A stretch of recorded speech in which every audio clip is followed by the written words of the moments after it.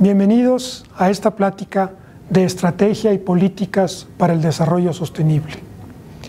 Déjenme iniciar comentándoles un caso que para mí ha sido fundamental en mi formación profesional y tiene que ver precisamente con perspectiva estratégica y con políticas públicas para desarrollo sostenible, en este caso para México.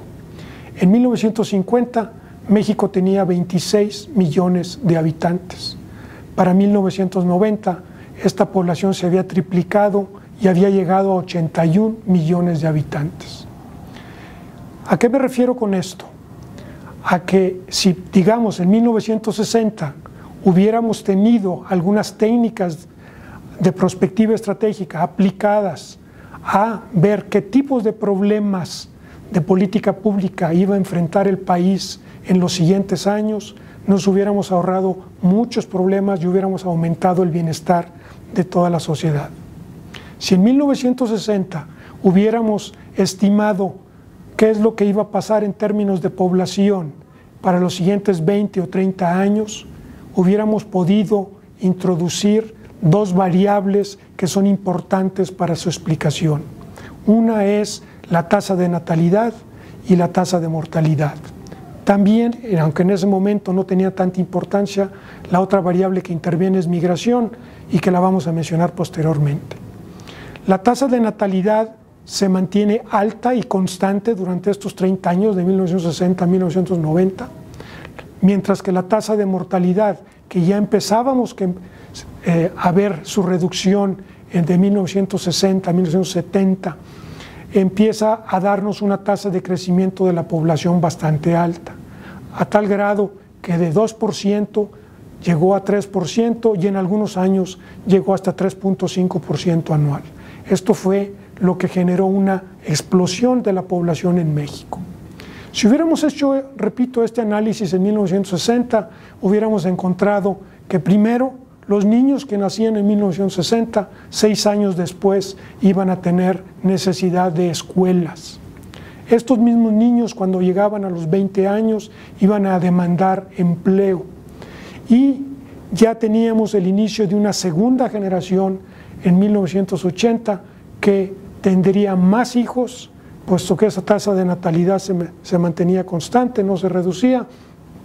Y con esto tendríamos necesidad de más hospitales, de más médicos especialistas en ginecología, obstetricia, pediatría, etc. Este sencillo ejemplo nos permite ver cómo, de haber hecho apropiadamente la tarea en 1960, pudiéramos haber estado protegidos para resolver, preparados para resolver bastantes problemas en el área de salud, en el área educativa y en el área de generación de empleo.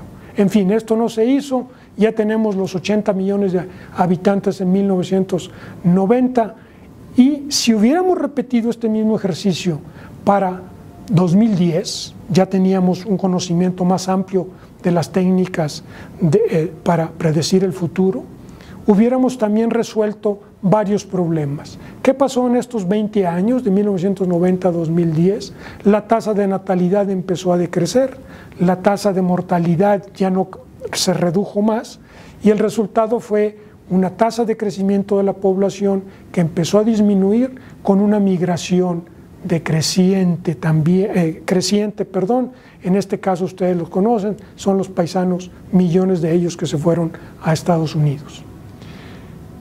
¿Cuál es el resultado? Que en los últimos años sabemos que tenemos escuelas que ya no tienen niños, tanto en la primaria como en la secundaria. Tenemos necesidad de hospitales especializados en adultos mayores y tenemos necesidad de trabajar más en términos de los ingresos de esos adultos mayores, puesto que muy poca gente hizo previsión con pensiones. Estos dos ejemplos, en el caso de la población de México, nos permite observar el objetivo de esta presentación, que no es más que conocer las técnicas de análisis prospectivo para poder hacer pronósticos del futuro y después utilizarlas en políticas públicas para el desarrollo sostenible. Y con esto tenemos 3 secciones en el contenido, un repaso breve a esas técnicas, entenderemos qué es políticas públicas y qué es desarrollo sostenible, y veremos cómo estos dos elementos son utilizados por el Gobierno Federal de Canadá y por la Unión Europea en diferentes instituciones para hacer pronósticos y estarse preparando para políticas públicas en esos países. Déjeme iniciar con un repaso muy rápido de estas técnicas de prospectiva estratégica. World Future Society en 2004 publicó un documento muy sencillo denominado The Art of Foresight, en donde se presentan 12 definiciones y explicación muy sencilla de técnicas de análisis prospectivo. Una de ellas es escaneo, que no es más que la revisión sistemática de medios de información para identificar cambios y tendencias. Una vez que identificamos estas tendencias, podemos pasar a una segunda técnica, que es su análisis, el monitoreo y predicción de estas tendencias. Si le vamos siguiendo la pista a un fenómeno, una variable, a un tema particular, y estas variables son cuantitativas, podremos utilizar métodos de análisis estadístico para hacer algunas proyecciones. Estos métodos pueden ser series de tiempo, regresiones o uno de los tantos métodos. Esto me lleva a un ejemplo que yo tengo. Mi introducción al tema de la prospectiva estratégica es de 1977, cuando me nombraron director de planeación de la Secretaría de Comunicaciones y Transportes aquí en México, y fui el responsable de armar el Plan Nacional de Comunicaciones y Transportes para el periodo 78-82. En 1977 utilizamos algunas regresiones para hacer pronósticos de los servicios que estábamos incluyendo en este plan, y con esto les quiero decir que la vida en el futuro ha sido analizada por mí desde entonces. Mi formación como economista especializado en planeación y desarrollo económico me permitió utilizar estas técnicas, repito, en 1977. Posteriormente, en 1982, volví a utilizar estas técnicas, haciendo como director de planeación hacendaria en la Secretaría de Hacienda, ser responsable del Programa Nacional de Financiamiento del Desarrollo.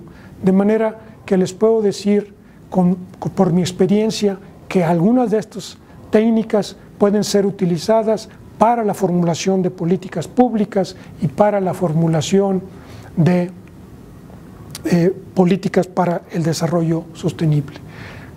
Comento rápidamente otras tres técnicas que son utilizadas. Una es consultar a expertos. Hay expertos que le siguen la pista a alguna variable, a algún tema en particular, y que cuando uno llega a hacerles una pregunta de cómo va a estar esa variable en 5, 10, 15 años, les pueden dar un pronóstico de una manera bastante educada. Les comento que en mi caso, en los últimos 20 años, le he estado siguiendo toda la evolución a los procesos de integración en América Latina.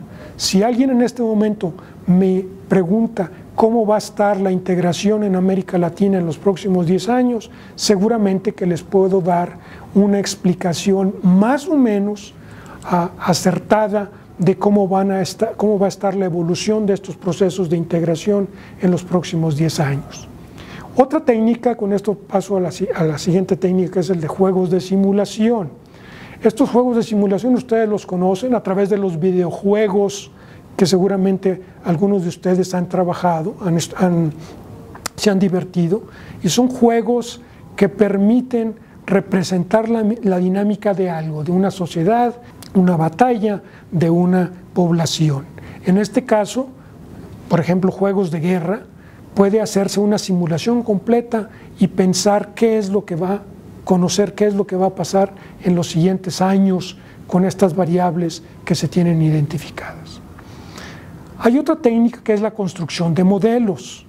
Estos modelos normalmente son matemáticos y tienen que ver con variables que se asocian y que a través de sistemas computacionales pueden servir para hacer pronósticos. Pronósticos a 5 años, a 10 años o incluso a más años. Estas tres técnicas son utilizadas actualmente por diferentes expertos en diferentes temas, pero no son todavía un instrumento muy utilizado en la formulación de políticas públicas. Déjenme pasar a las siguientes dos técnicas que les quiero presentar.